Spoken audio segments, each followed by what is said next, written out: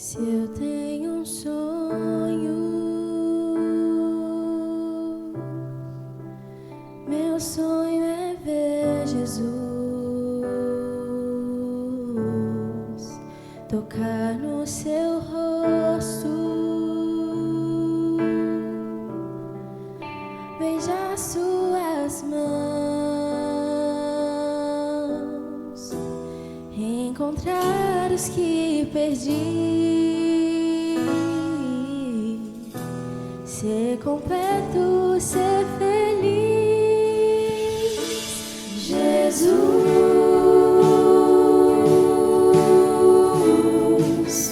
volta pra mim,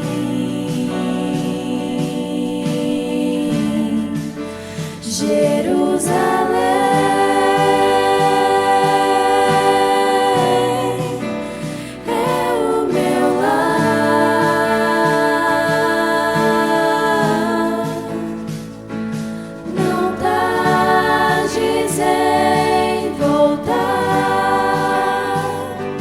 Preciso ao teu lado estar, me leva para o céu, onde é o meu lugar.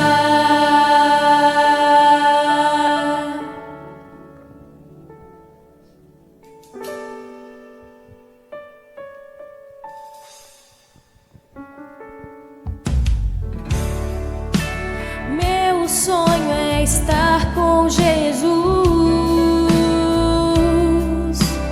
todos os dias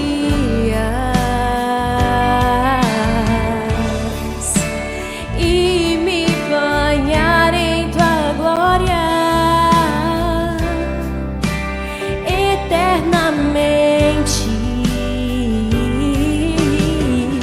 Estou aqui a esperar, não demores a voltar. Jesus,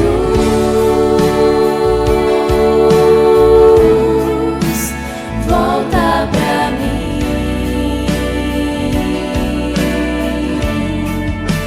Jerusalém.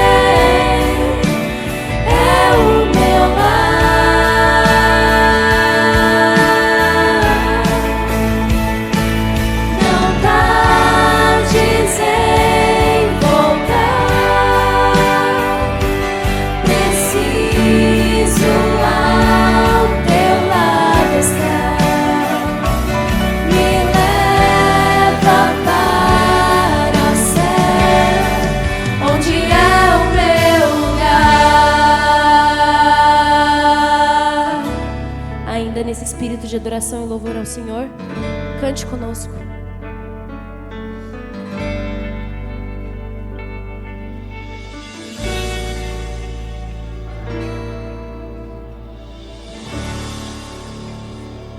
Jesus, volta pra mim,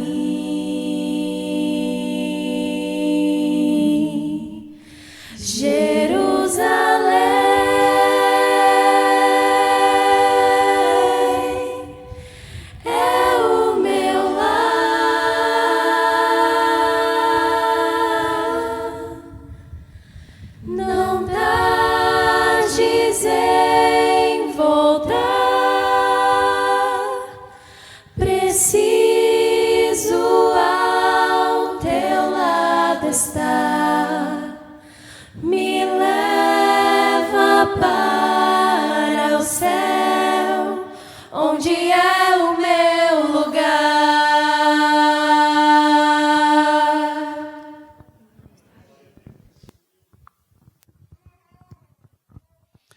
Vamos colocar de joelhos, quem puder.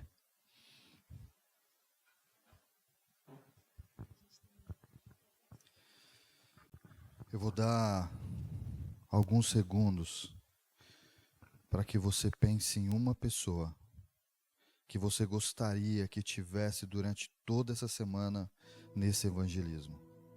Que você gostaria que ela ouvisse sobre Jesus e aceitasse Jesus como seu Senhor e Salvador. E nesse momento eu gostaria que você colocasse essa pessoa agora nas mãos de Jesus. Eu vou dar alguns segundos para que você faça isso.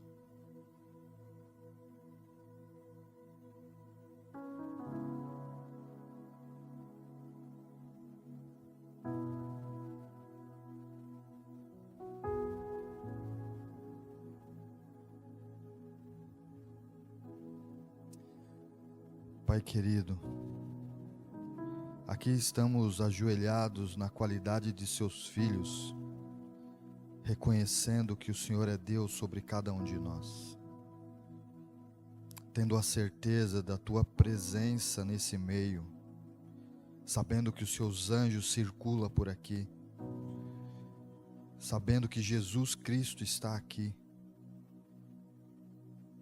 Aceite, Senhor, o nosso louvor e a nossa adoração, apesar de ser falhas, de ser manca. Nós te pedimos, Senhor, que de alguma maneira a transforme, para que chegue no teu trono como um cheiro suave, transformado pelo Espírito Santo, para que seja aceito. Queremos começar essa oração te pedindo perdão sobre os nossos pecados, sobre as nossas falhas, sobre a nossa culpa. Sabemos que durante toda essa semana cometemos erros, tentando acertar, cometemos falhas. Mas te pedimos, Senhor, por Cristo Jesus, que morreu na cruz pelos nossos pecados, que nos perdoe, que nos ajude e que nos transforme. Paizinho, aqui está o teu povo. Algum deles, Senhor, felizes porque tiveram bênçãos, e nós estamos felizes por conta de tudo isso. E nós queremos te agradecer com todo o coração por tantas e tantas e tantas coisas e tantas bênçãos que o Senhor tem nos derramado, mesmo em meio ao deserto, mesmo em meio ao sofrimento e à dor, o Senhor tem nos abençoado. Mas abra os nossos olhos para que possamos enxergar essas bênçãos sem medida, mesmo estando no deserto. Mas algumas pessoas aqui, Pai, têm sofrido de uma maneira muito especial, muito difícil. Têm derramado as suas lágrimas constantemente em petição ao Senhor, para que o Senhor intervenha em alguma forma, de algum jeito. Nós queremos colocar, Senhor, essas pessoas e esses pedidos nas Tuas mãos, para que em nome de Jesus, de alguma maneira, ela sinta, Senhor, a Tua resposta. Sinta o Teu poder conduzindo todo o tipo de problema, porque não há problema que é maior do que o Senhor. Não há problema nenhum nesse mundo que seja maior do que o meu Deus, que seja maior que Cristo Jesus. Não existe. E se não existe nenhum problema maior do que o Senhor, qualquer coisa que chega ao seu trono, eu tenho certeza que de alguma maneira o Senhor já está trabalhando.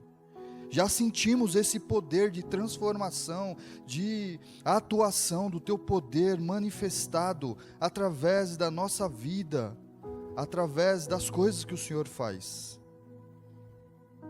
Ajude-nos, Senhor, ajude-nos. Quero entregar as pessoas que aqui nós lemos no início, e de maneira muito especial, Senhor, a família do Christian, que descansou, mas a família sofre a dor do luto, por ter perdido o seu filho, por ter perdido o sobrinho, por ter perdido um irmão. E nesse momento de dor, Senhor, que só o Senhor sabe e quem passou, que o Senhor possa acalentar o coração dessas pessoas, que não perca a esperança, que não perca a possibilidade que o Senhor está na frente de todas as coisas. Por favor, Pai, derrame o Teu Espírito nessa igreja.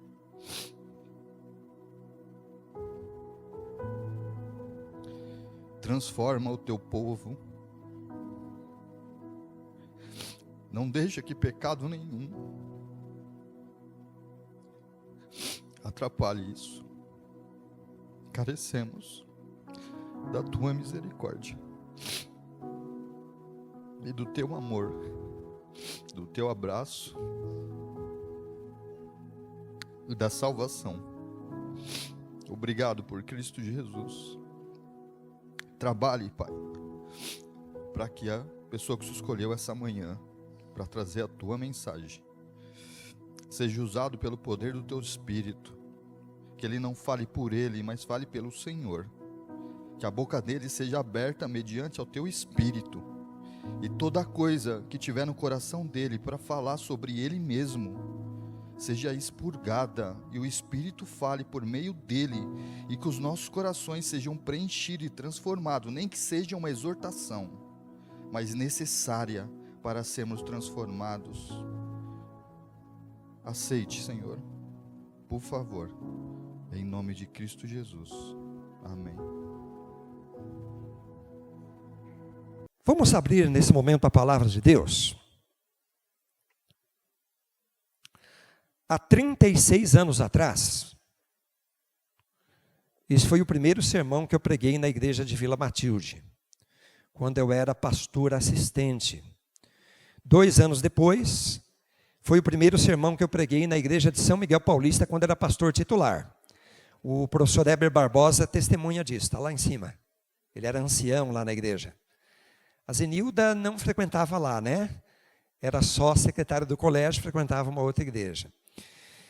Depois, em São José dos Campos, repeti também o mesmo sermão. A partir de uma certa altura, eu mudei de sermão.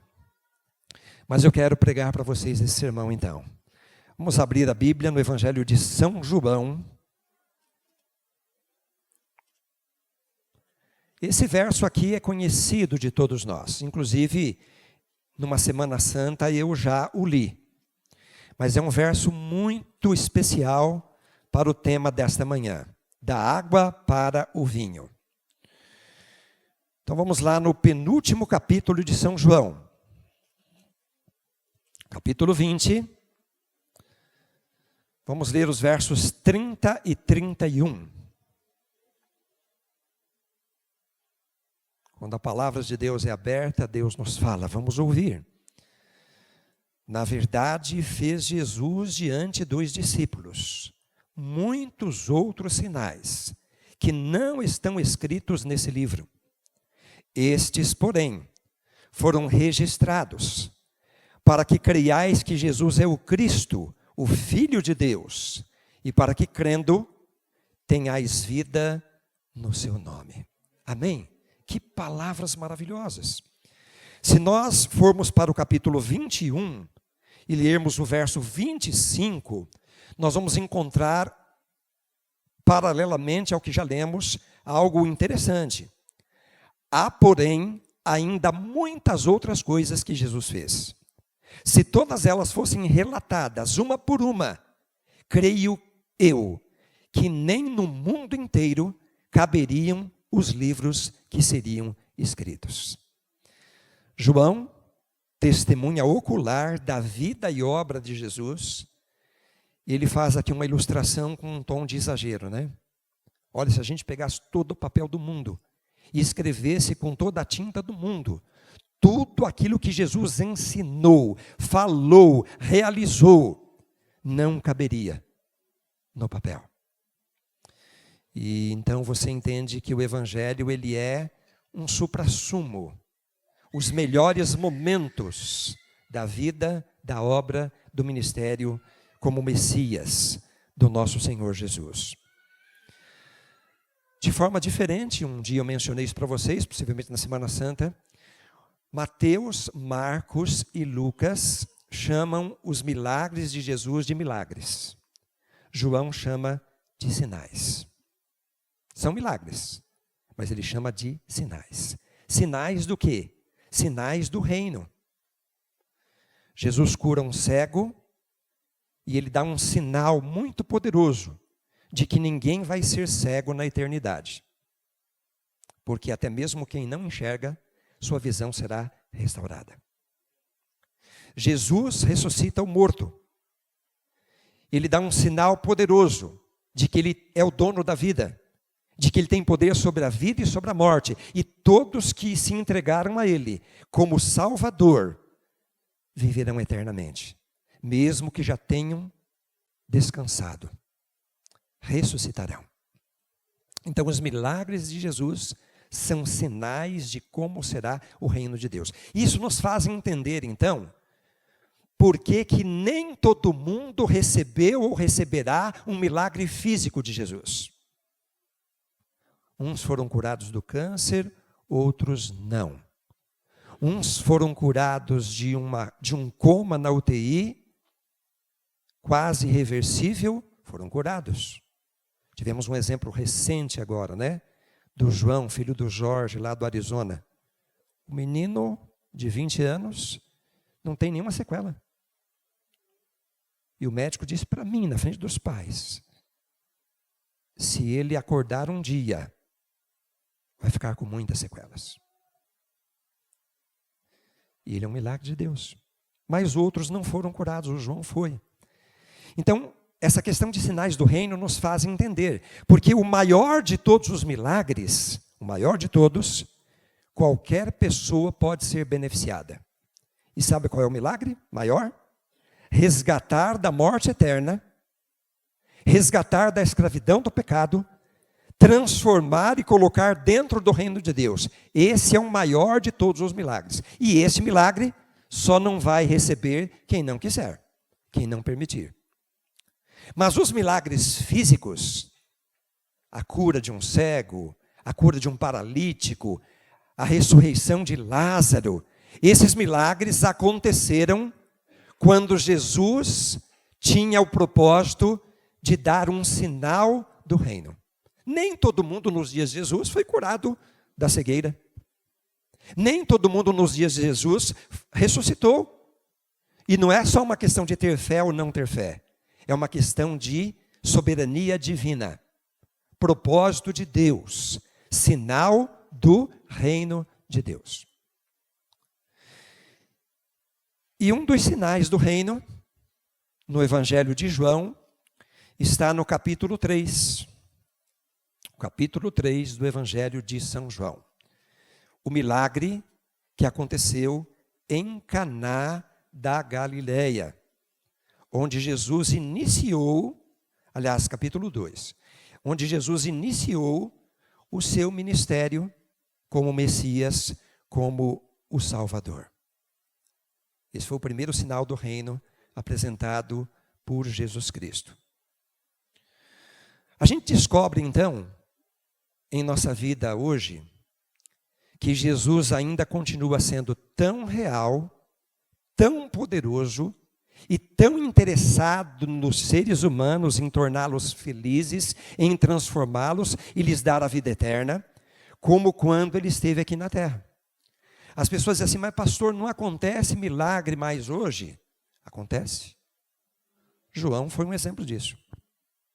E algumas pessoas disseram assim, mas você ungiu lá, então olha, ora aqui por mim também, a oração do pastor é poderosa, diz, não tem poder nenhum a oração do pastor.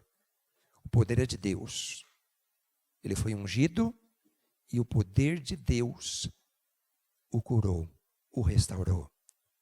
Então, a cura do João e de tantos outros, né, mostra que Jesus ainda é tão poderoso, tão real e tão interessado em nossa felicidade, no nosso bem-estar e nossa vida. Você sabe que Caná da Galileia, na Palestina e na região ali de Jerusalém, a Judéia, né, a antiga Galileia, muitos lugares hoje são identificados como possíveis lugares de milagres, lugares por onde Jesus passou, lugares por onde aconteceu algo muito especial. E isso virou até uma questão de turismo, né? Então o cara fala assim, ó, aqui Jesus fez tal coisa.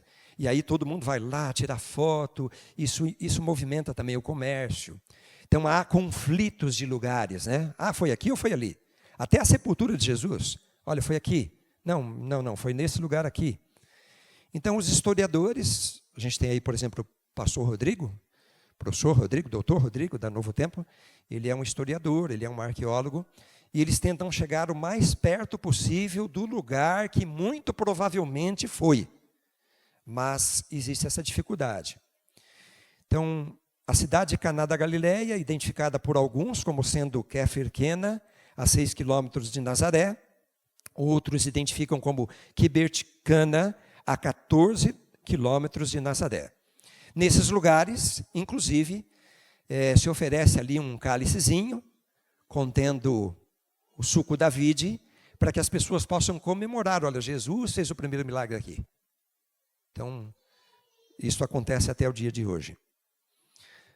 O livro Desejado de Todas as Nações, na página 128, afirma que Maria, a mãe de Jesus, tinha um certo parentesco com a família dos noivos.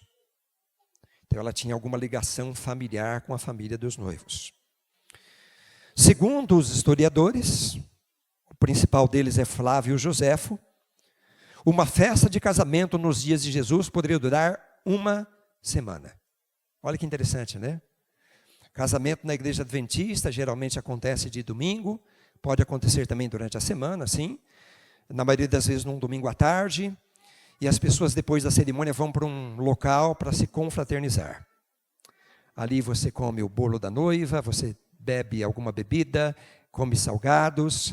E a certa altura ali, a certa hora você vai embora, porque tem que dormir, levantar cedo na segunda-feira para trabalhar. Nos dias de Jesus a festa durava 1 semana.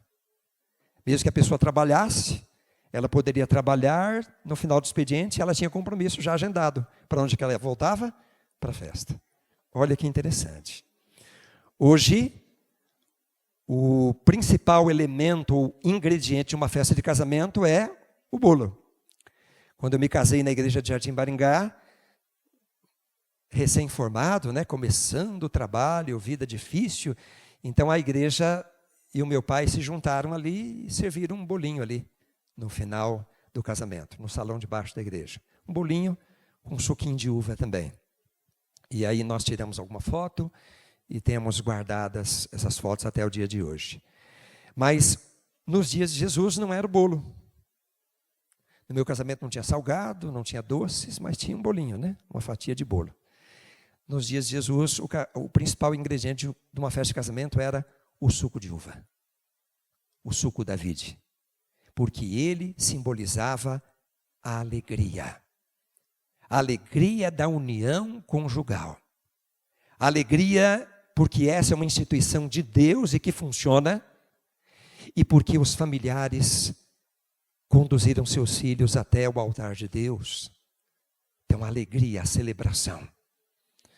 E você sabe que a alegria é um ingrediente fundamental na família, no casamento, na vida espiritual, sobretudo, na vida profissional, na carreira estudantil.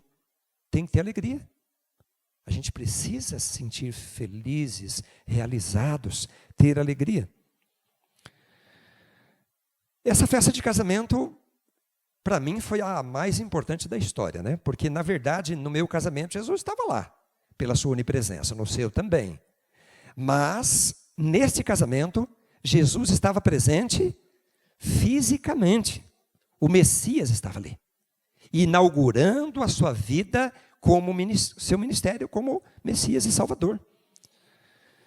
Podia não ter ali no casamento o governador do estado, podia não ter o prefeito da cidade, podia não ter autoridade, gente famosa, mas o Rei dos Reis, o Senhor do Universo, estava ali. Quem criou o casamento? Ele celebrou o primeiro casamento da história do mundo. E ele estava ali para abençoar o casamento de Caná da Galileia. Jesus, sua mãe, seus discípulos ali estavam.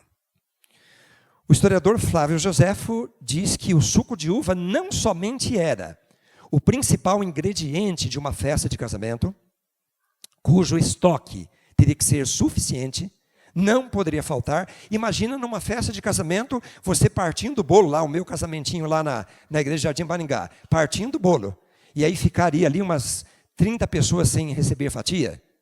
Seria constrangedor, não seria? Ainda bem que deu para todo mundo ali. O estoque de suco de uva tinha que ser suficiente. Suficiente para o período todo. Não poderia faltar. Era constrangedor, era vergonhoso. E a Bíblia nos diz então, né, e o historiador Flávio Joséfo nos diz também que o melhor suco de uva era servido no início da festa. Casou, foram para a festa, você serve o vinho de qualidade inferior, o suco de uva de qualidade inferior, ou o suco de uva de qualidade superior. Aliás, para a gente não confundir a nomenclatura aqui, era suco de uva, não era vinho alcoólico, era suco de uva, o suco da vide. Passando um pouco do ponto da fermentação, ele se torna alcoólico, né? Ou armazenado por muito tempo, ele pode fermentar um pouquinho também. Alguém já tomou um suco de uva que não era vinho e de repente falou, mas eu fiquei tão alegre, né? Então pode passar um pouco do ponto, pode. Era suco de uva servido ali. E o melhor você dava no início. Por que você servia no início? Por quê? Porque no início o paladar está bem aguçado. Então se você der alguma coisa de qualidade inferior, todo mundo vai perceber. Mas depois que você já tomou bastante, já bebeu bastante, se você mistura ali com qualidade inferior, as pessoas já não têm mais aquela capacidade de perceber. Só os especialistas. O mestre Sala, por exemplo, conforme ensina a palavra de Deus. Você sabe que a especialidade de Deus é a felicidade, a salvação, a bênção, a vitória, o poder para você e para mim. De Deus você pode esperar sempre o melhor. Mesmo quando o melhor é diferente do que você pensa. Você quer isso, quer muito aquilo, pede muito a Deus e não acontece. Foi o melhor para você. Você tem que ter essa confiança, essa certeza. De Deus, só o melhor. Do pecado, você pode esperar o pior. Se está ruim, pode piorar ainda. Do pecado, somente o pior. A especialidade do pecado é estragar aquilo que é bom. Tudo que vem de Deus é bom. Tudo que Deus faz é bom. É o melhor. E a especialidade do pecado é degenerar, corromper, estragar. Então o pecado está aí para acabar com a nossa fé. O pecado está aí para destruir a nossa espiritualidade. O pecado está aí para nos separar e nos afastar de Deus. O pecado está aí para nos enganar, nos seduzir, nos conduzir para a morte eterna. Mesmo que o pecado possa nos oferecer uma falsa felicidade, inclusive felicidade temporária. O objetivo do pecado é destruir. Morte eterna. Sofrimento. O pecado destrói o casamento. Destrói a família. Destrói a vida espiritual.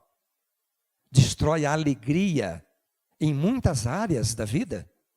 Emocional, física, moral.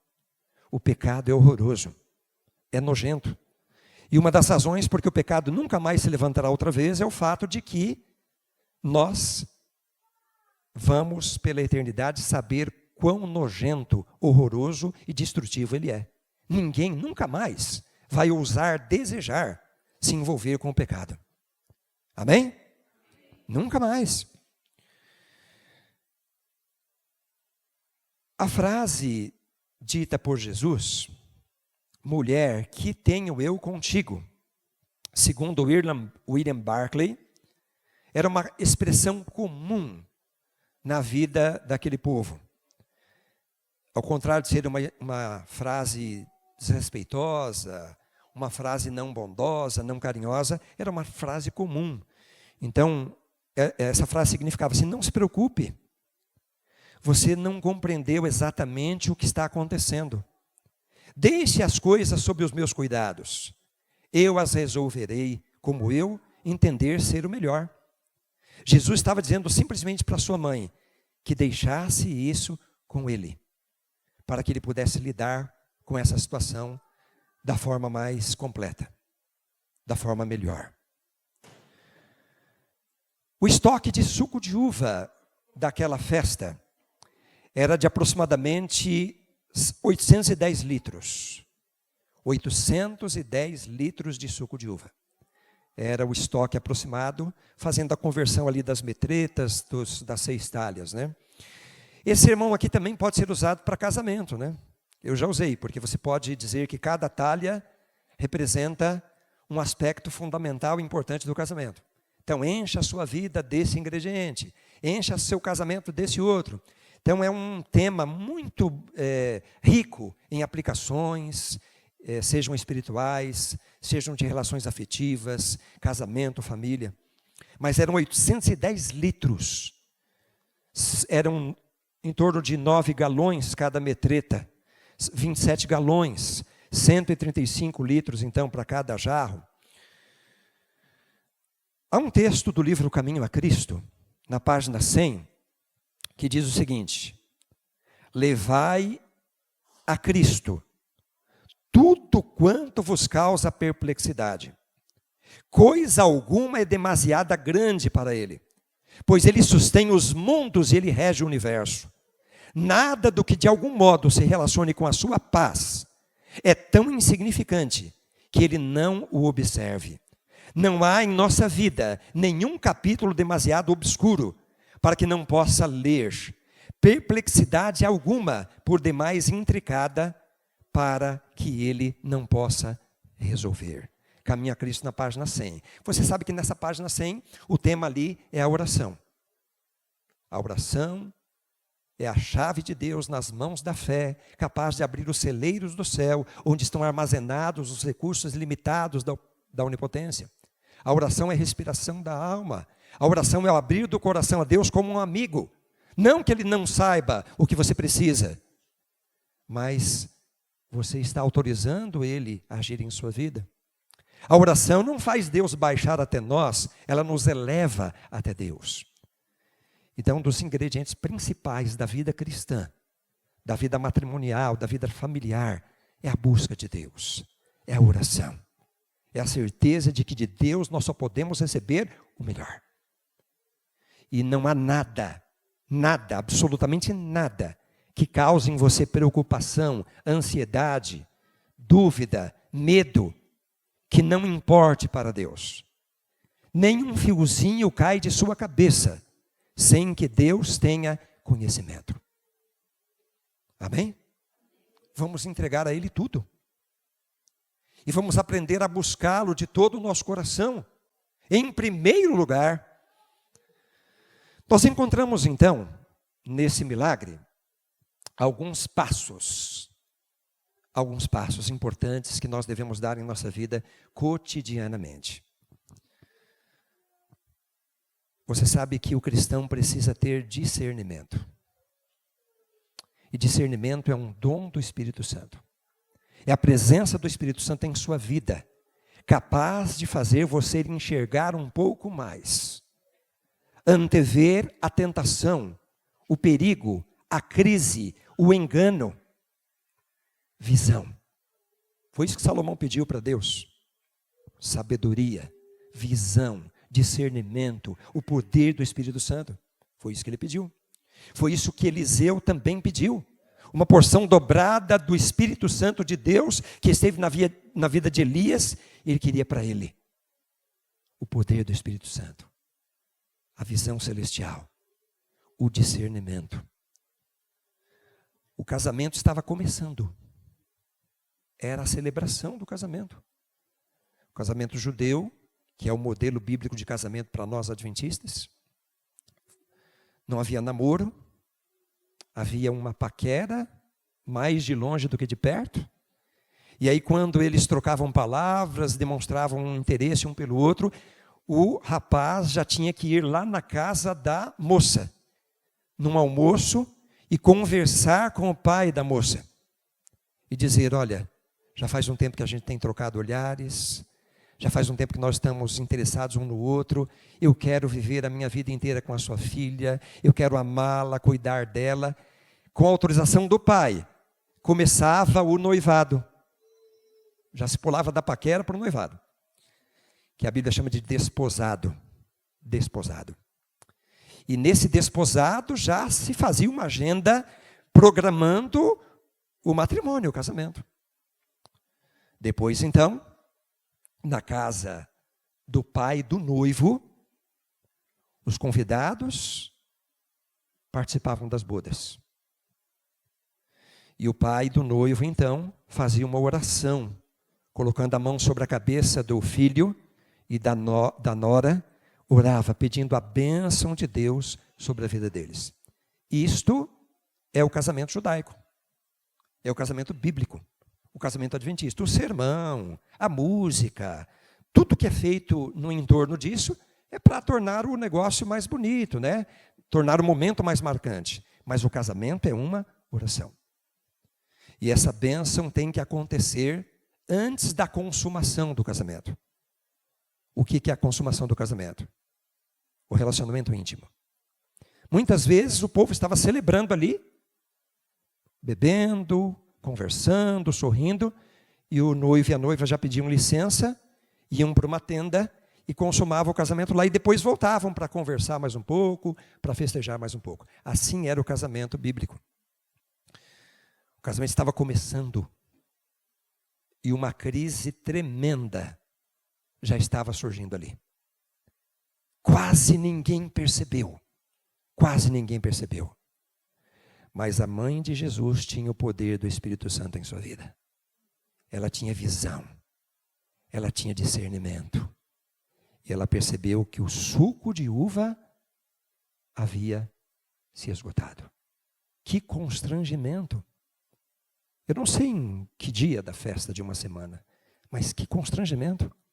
Não proveram direito, não tiveram a responsabilidade, o compromisso de ter suco de uva suficiente para a celebração de toda a festa. E percebendo isso, ela não foi a ninguém, senão em primeiro lugar a Jesus. Você deveria colocar Jesus, e eu também, no trono do seu coração. Ninguém é mais importante do que Jesus. Ninguém é mais digno da sua devoção do que Jesus. Só Jesus é digno da sua adoração. Você vai ser fiel a muitas coisas, mas a quem mais você precisa ser fiel, para a sua felicidade, para a sua salvação, é a Jesus, é a Deus. E como ela tinha visão, discernimento, ela percebeu a situação tão difícil e complicada. Porque tem gente que não percebe. Sem visão, sem discernimento, sem o poder do Espírito Santo na sua vida, fica distraído, fica desapercebido, fica despercebido. Então você deve clamar o poder do Espírito Santo, porque inteligente eu e você somos. Fomos criados à imagem e semelhança de Deus, um ser inteligente. Mas só vai ter discernimento, sabedoria, o poder do Espírito Santo quem pedir, quem buscar. E ela tinha. E ela então foi até Jesus. Qualquer que seja a circunstância da sua vida, a primeira coisa que você tem que fazer é pedir socorro a Jesus. Lembra Pedro lá afundando na água? Lembra? Orgulhoso de estar andando na água, assim, semelhante ao que Jesus fez, e ele afunda. E ele grita, Senhor, socorro, me salva, estou morrendo. Então, Jesus, sob quaisquer circunstâncias, Jesus em primeiro lugar. Temos febre? Precisamos ir no médico? Precisamos comprar remédio? Precisamos ministrar o remédio para nós ou para os nossos filhos? Sim, mas em primeiro lugar pedir a direção de Jesus. Tem gente que diz assim, quando eu peço a direção de Jesus em minha vida, as coisas se encaixam, a porta se abre, a solução eu encontro, a vitória eu alcanço. Jesus, em primeiro lugar. Então, visão, discernimento, buscar a Deus de todo o coração e em primeiro lugar. Terceiro, confiança. Jesus disse, deixa comigo. Não se incomode com isso agora. Eu sei o que está acontecendo. Eu sei o que devo fazer. Mas Jesus não disse que ia fazer. E nem o que faria. A nossa vida não é assim também? Algumas vezes a gente não sabe o que vai fazer, não sabe o que vai acontecer, a gente tem a confiança em Deus, mas Deus está cuidando de mim, Deus está cuidando de mim. Você tem certeza disso? Você precisa ter a certeza disso. Sem fé é impossível agradar a Deus. Aquele que se aproxima de Deus tem que crer que Ele existe e que Ele é galardoador, de Deus o melhor. Ou você acha que ainda de Deus você vai receber o pior? Confiar em Deus. Eu não sei o que Ele vai fazer. Mas e nem quando Ele vai fazer. E nem como Ele vai fazer. Mas no momento certo, Ele vai fazer alguma coisa. E o que Ele fizer será o melhor. Mesmo que seja diferente do que eu acho ser o melhor. Ele vai fazer. Então aqui nós encontramos, olha, Jesus o meu Salvador. Jesus o meu amigo. Ele é o meu Salvador. E Ele é o meu amigo, Ele cuida de mim. E ela então confiou em Jesus. Ele não falou o que ia fazer, nem quando ia fazer, nem como faria. Mas ela sabia que algo seria feito e o que Ele fizesse seria a melhor solução. E aí ela foi agora, depois de ir a Jesus, ela foi a quem? Foi ao mestre-sala. E disse para ele, fazei tudo o que Ele vos disser. Agora é Jesus Senhor, Jesus Salvador, Jesus amigo, agora é Jesus Senhor. Fazei tudo o que Ele vos disser. Algumas pessoas, até mesmo da teologia, fazem uma ilustração, né? Ah, esse aqui é o primeiro, é o mandamento de Maria. Esse é o mandamento de Maria. Especialmente os nossos irmãos católicos, né? Fazei tudo o que Ele vos disser. Você já viu a importância disso? Muitas vezes nós queremos ser felizes. Nós queremos a vitória, a solução, a bênção, a salvação, o poder, a transformação. Mas nós não queremos fazer o que Ele determina, o que Ele ordena, o que Ele diz que deve ser feito. É verdade o que eu estou falando ou não é verdade? É verdade. Você faz o que está aqui? Você crê no que encontramos aqui? Princípios, valores, mandamentos. Você crê nisso? Você vive isso? Você pratica isso? Você ensina isso? Fazei tudo o que Ele vos disser. Alguns entram no box. Aliás, não entram, né? Nesse caso, não entrariam. Estendem o braço, abre o chuveiro e ficariam do lado de fora. Tem que entrar embaixo. A gente, numa avenida, pediria para Deus, Senhor, me protege, estou saindo de casa, me protege. E diante de uma avenida, atravessaria sem olhar para a direita e para a esquerda? Fazei tudo o que Ele vos disser. Deus está ansioso para nos dar a bênção, a vitória, a solução, mas nós temos que fazer tudo o que Ele nos disser. Senão nós estaríamos andando na contramão do poder de Deus, na contramão da bênção de Deus, na contramão da solução. Nós temos que ir ao encontro da bênção de Deus. Fazei tudo o que Ele vos disser.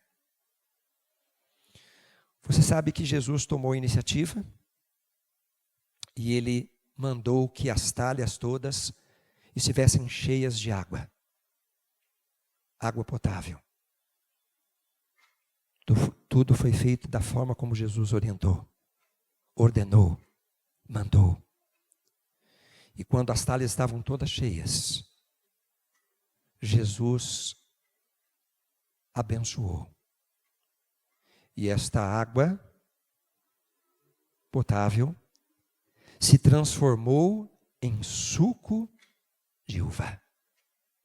E o estoque de suco de uva daquela festa foi completamente reabastecido, completamente restaurado. E as pessoas voltaram a ser servidas, quando muitas delas nem perceberam o que havia acontecido.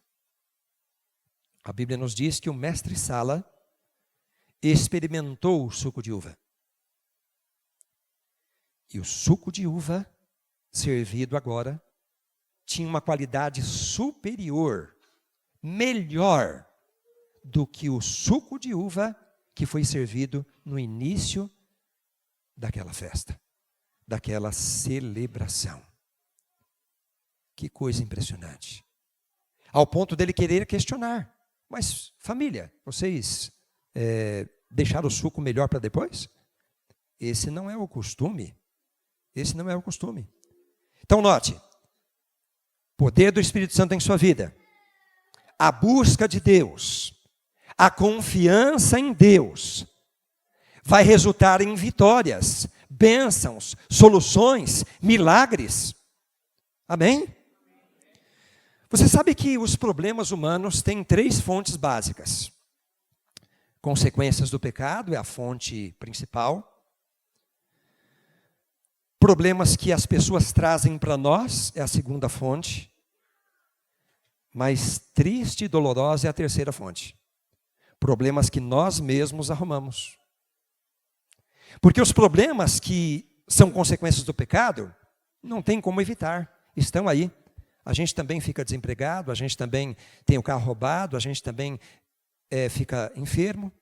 As consequências do pecado no mundo. Os problemas que as pessoas trazem para nós também é difícil da gente evitar, né? Às vezes a gente ensinou, orientou, aconselhou, mas a pessoa tomou um rumo diferente, aí o problema vem para você. Você herda. E você tem que administrar, buscar soluções, encontrar resoluções, lutas, vitórias para poder ajudar. E às vezes esses problemas afetam você, os problemas das pessoas afetam a nós também, né? O nosso cônjuge, os nossos filhos, os nossos familiares, né? E a gente tem que enfrentar isso aí. Mas os problemas que nós mesmos arrumamos, esses são tristes, né? Porque estavam no nosso controle. Há coisas que nós não temos o controle. Os problemas que nós mesmos buscamos, ou permitimos, ou arrumamos, nós deixamos acontecer, ou nós fizemos acontecer. Então são 3 fontes, pelo menos essa terceira, nós temos que corrigir, nós temos que evitar, nós temos que superar, e só vamos fazer isso com o poder de Deus em nossa vida.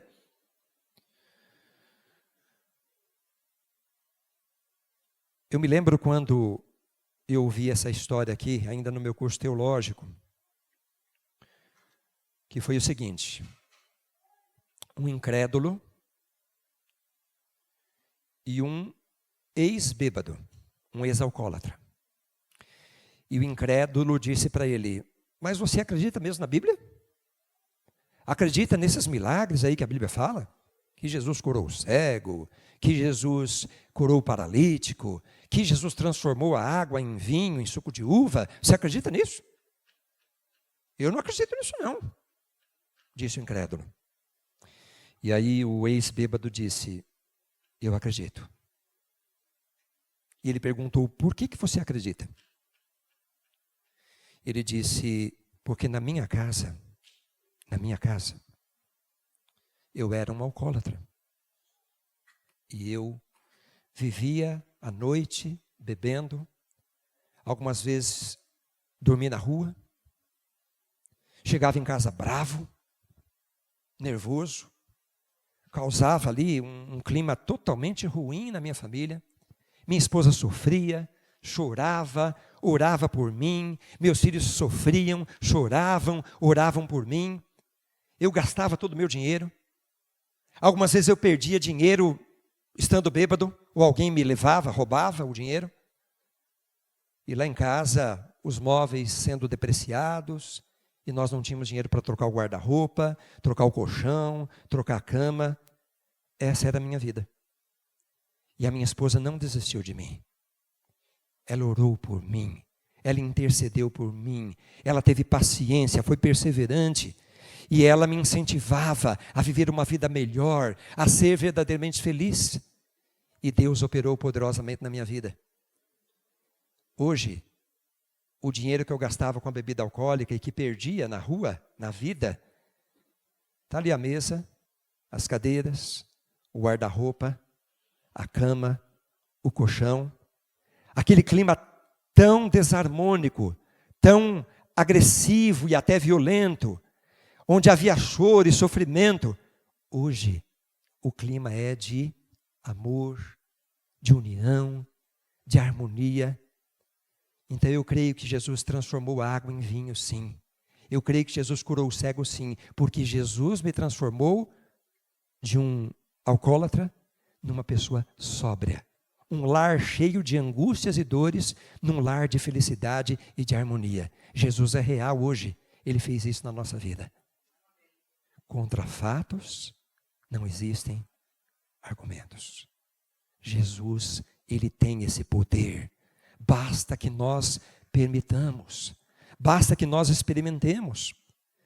Jesus pode transformar as nossas tristezas em alegrias, os nossos problemas em soluções, o nosso desespero em esperança, os nossos conflitos em paz, a nossa fraqueza em força e poder. Jesus pode transformar as nossas derrotas em vitórias. Ele pode transformar o que é mal em algo bom. Jesus pode transformar o que é degenerado em regenerado. Jesus pode transformar o mentiroso em alguém que vai falar a verdade. Jesus pode transformar o desobediente em alguém obediente. Ele pode transformar uma pessoa infiel em alguém que vai ser fiel. Mas o maior milagre que Ele pode fazer em nossa vida é devolver para nós a paz, a felicidade, resgatar a alegria e nos dar a oportunidade de experimentar uma alegria ainda maior. O milagre de Caná da Galileia ensina para nós muitas coisas. Jesus pode transformar tudo, sim, tudo. Mas Ele pode oferecer algo ainda melhor do que um dia você já experimentou. Tem gente que diz assim, olha, quando eu me batizei, quando eu me tornei um cristão adventista, nossa, eu era animado, eu era animada, eu era fervoroso, fervorosa, vibrante. Mas aí agora eu estou me sentindo tão fraquinho. Estou perdendo as forças. Estou quase desistindo. Estou sendo engolido pelas lutas, pelas angústias, pelo desânimo. Jesus não só pode reabastecer, restaurar o seu fervor, a sua fidelidade, a sua alegria, a sua consagração, como Ele pode fazer você experimentar uma alegria ainda maior, melhor do que aquela que você experimentou um dia e achou que foi muito boa. Amém por isso? Jesus tem esse poder. Ele não só reabastece, traz de volta, renova, mas Ele traz ainda algo mais forte, algo ainda melhor. Lembra que eu falei para vocês que a alegria era o símbolo do suco de uva, da celebração. Eu preciso de alegria. Você precisa de alegria. Na vida espiritual, sobretudo. Mas também no casamento, na família. Nas relações profissionais, nas relações estudantis. Nós precisamos ter motivo, razão. Alegria. Jesus pode trazer isso para você. Ele pode operar em qualquer área de sua vida, onde você mais necessita, mais precisa. Ele pode, Ele é poderoso. Mas Jesus pode dar a você uma consagração, uma fé, uma fidelidade, um fervor ainda melhor. Ah, quando eu me batizei, eu era muito animado, muito fervoroso, muito consagrado, muito fiel. Jesus pode fazer você ser mais ainda do que já foi um dia. Isso nos ensina o milagre de Caná da Galileia. Maria poderia ter ficado de braços cruzados. Muitos religiosos dão a Maria um status maior do que realmente ela tem, né? É claro que Maria foi uma mulher de Deus. Ela engravidou pelo poder do Espírito Santo, ela era uma virgem ainda. Ela foi a mãe do Salvador. Ela colocou no coração de Cristo os primeiros ensinamentos sobre o reino de Deus, sobre a salvação quando ele era uma criança. Isso tudo envolve mistérios, mas ela fez o trabalho que as professoras da escola sabatina aqui fazem, o trabalho que os aventureiros, os bravadores fazem, o trabalho que nós aqui como igreja fazemos, né? Investir nas novas gerações, prepará-los para o reino de Deus, para a vida eterna, priorizando Deus. Maria foi uma mulher muito especial. Muito especial. Mas ela não tem o status que alguns dão, né? Mas ela nos ensinou muitas coisas. Ela poderia ter ficado de braços cruzados. Não ter identificado o problema, não ter buscado a solução. Mas o cristão, a filha de Deus, o filho de Deus, que recebe o poder de Deus em sua vida, as alegrias da salvação em sua vida, os privilégios da salvação em sua vida, se ele estiver desfrutando disso de verdade, ele e ela e ele, não consegue ficar de braços cruzados. Não consegue ficar parado. De que forma Maria pode ser uma intercessora? Não da forma como as pessoas defendem, mas ela pode ser uma intercessora, ou foi uma intercessora, da forma como você pode ser. Você pode conectar as pessoas a Jesus. Você pode levar Jesus às pessoas. Você pode ensinar as pessoas a buscarem a Deus, a conhecerem a verdade da salvação, conhecer o reino de Deus, saber sobre a nossa bendita esperança, sobre a vida eterna, fazer uma escolha, tomar uma decisão. Você pode dizer para essas pessoas, você precisa fazer tudo o que Jesus diz, tudo o que Ele ensina. Vamos lá, eu vou ensinar você, abra a Bíblia aí. Olha o que a Bíblia ensina sobre a volta de Jesus. Os sinais da volta de Jesus, a salvação pela graça, pela fé, a obediência a Deus. É isso que Maria fazia. Quando ela disse, Jesus, eles não têm mais suco de uva, problema grave, Jesus, e agora? Façam tudo o que Ele disser. Deus quer usar você hoje como usou Maria lá atrás. Você pode ser um embaixador, uma embaixadora do reino de Deus. E Deus está dando para nós uma oportunidade, inclusive agora, nessa semana. Estar aqui. Participar. Convidar pessoas. Sentar do lado de alguém. Ajudar essas pessoas a abrirem um verso da Bíblia, um texto. Para conhecer, aprender e poder fazer tudo o que Ele disser. Deus quer usar você. Eu não sei se você hoje tem um problema muito grave, uma necessidade muito grave. Eu falei para o Alexandre, na hora que eu cheguei aqui, que antes de eu chegar aqui, eu enfrentei uma luta, né? Uma luta grande. Né? Meu pai, com Alzheimer, 87 anos, mora com a gente há quase 3 anos já. Ontem eu fui dar um banho nele e ele desmaiou.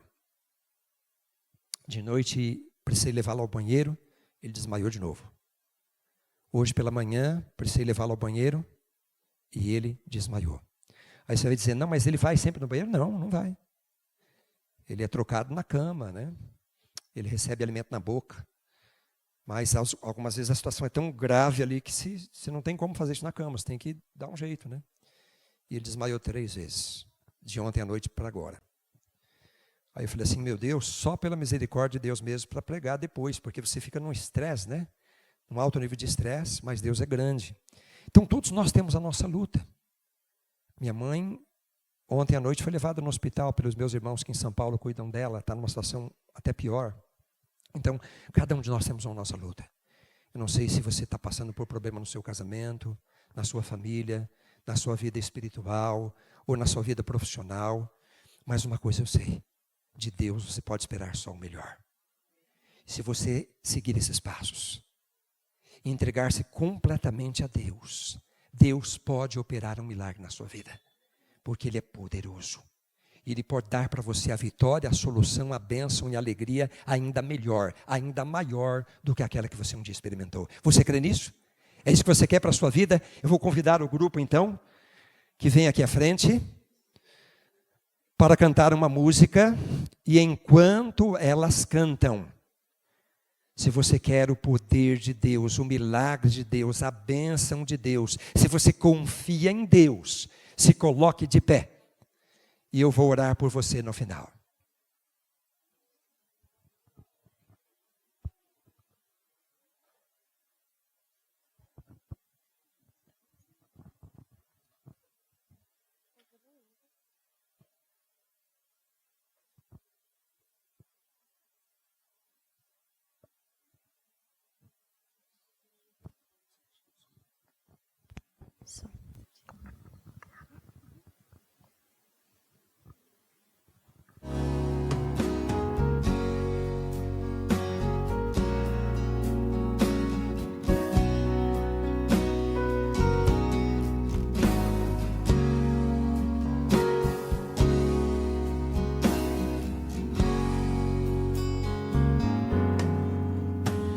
No trono do viver só existe lugar para lugar de quem governa todo o ser. No trono do viver só pode haver um Senhor. Se forem dois, um será amado e outro rejeitado.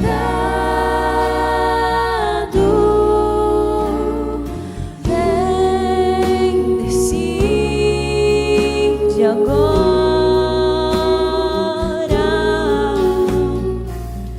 quem vai ocupar seu coração. Mas lembre, se ele não for o primeiro em seu coração,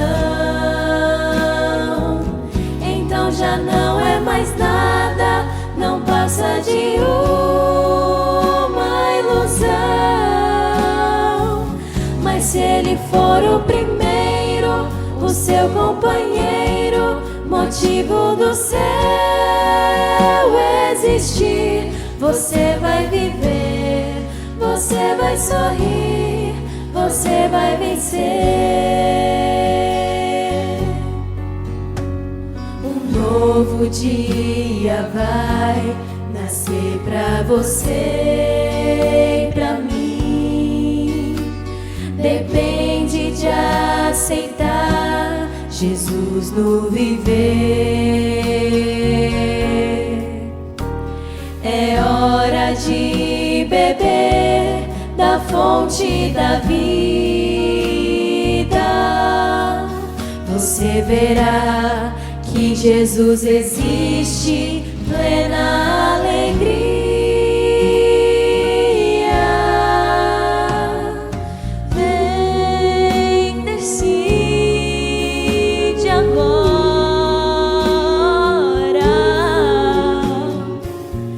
quem vai ocupar seu coração. Mas lembre, se ele não for o primeiro em seu coração,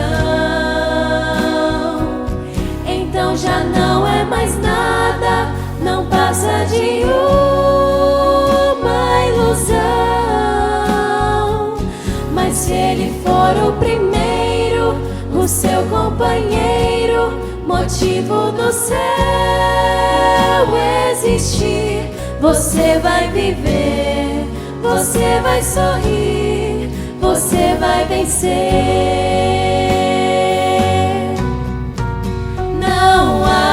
batalha perdida com Cristo. Ele mesmo triunfou lá na cruz. Com sangue já provou que nos ama. Se o coração não for dele, não será de mais ninguém.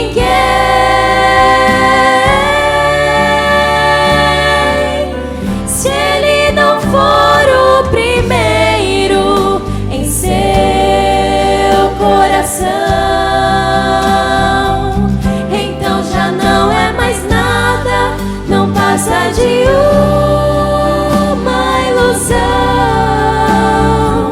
Mas se ele for o primeiro, o seu companheiro, motivo do seu existir, você vai viver, você vai sorrir, você vai vencer, você vai viver, você vai sorrir, vai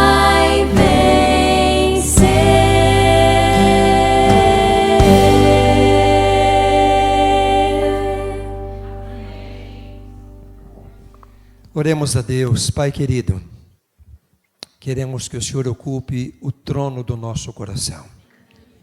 Somente o Senhor é digno da nossa adoração e do nosso profundo amor. Nós queremos que Jesus seja o nosso Salvador, o nosso amigo e também o Senhor da nossa existência. Nós queremos fazer tudo o que Ele nos disser. E nós queremos compartilhar para outras pessoas saberem também tudo o que Ele tem a nos dizer. Nos usa, Senhor, como usou Maria. Mas, Senhor Deus, se for necessário, se for preciso, em qualquer área da nossa vida e existência, que o Senhor possa operar um milagre, Senhor, para trazer de volta a alegria, para trazer a bênção, a solução, a vitória. Talvez alguns de nós desgastados pelo tempo, pelas lutas, possamos olhar para trás e pensar: eu já fui mais consagrado, mais consagrada, eu já fui mais fervoroso, fervorosa. Traz de volta isso, Senhor, traz de volta e nos faça ser ainda mais, Senhor. Nós nos entregamos em Tuas mãos. O Senhor é capaz de reabastecer o sentido da vida, a alegria, a satisfação, seja espiritual, seja familiar, conjugal, seja profissional, seja estudantil. Nós cremos nisso. Faça um milagre em nossa vida, Senhor. Por isso nós clamamos e oramos em nome de Jesus. Amém.